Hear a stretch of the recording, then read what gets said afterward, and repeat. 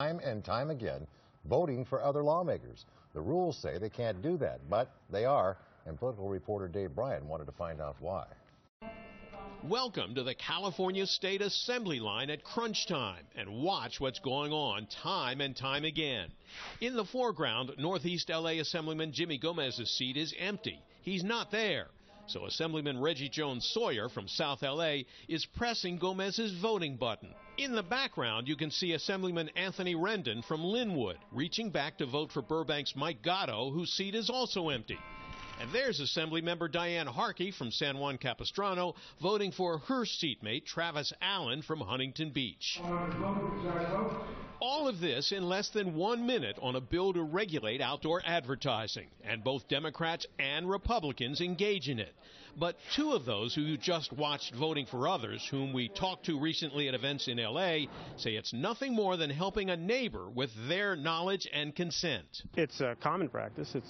We often vote for the folks who are either your seatmates or right behind you. We just give a thumbs up or thumbs down. But the rules of the state assembly clearly forbid the practice. Quote, a member may not operate the voting switch of any other member, end quote. The only exception is for a member who's away from their desk to stand in for the speaker in leading the session. Critics charge voting is, after all, their job. We elect lawmakers to go to Sacramento to do one job, legislate. Voting is a key part of that job, and when lawmakers don't take that step on their own, it's fraud against the public. Remember Reggie Jones Sawyer voting for Jimmy Gomez? Gomez, who's a Democratic whip, says he was standing across the room and was unable to get back to his desk to vote, so he asked his seatmate to vote for him. And later in the day, Gomez returned the favor, voting for Jones Sawyer when he was out of his seat. Reggie Jones Sawyer voting for you, and you voting for him.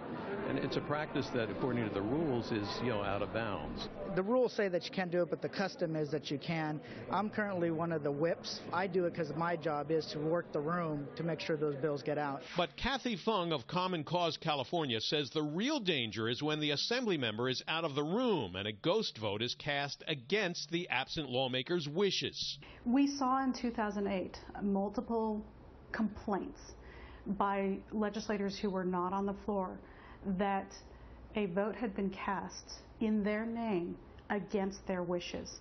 Some of the political reform groups like Common Cause say that members should just cast their own votes. A few thousand votes, exceptionally difficult unless you were sort of chained to your desk. I don't know of any work environment anywhere where people have to sit at their desks all day. You talk to your seatmates, those adjacent to you. It's a good system. It's a system that works. The practice of ghost voting is so rampant that it's pretty clear that leadership is not only turning a blind eye to it, I think they're encouraging it. We want a legislator that's present. We paid them a healthy amount in salary, and we want them to do their jobs.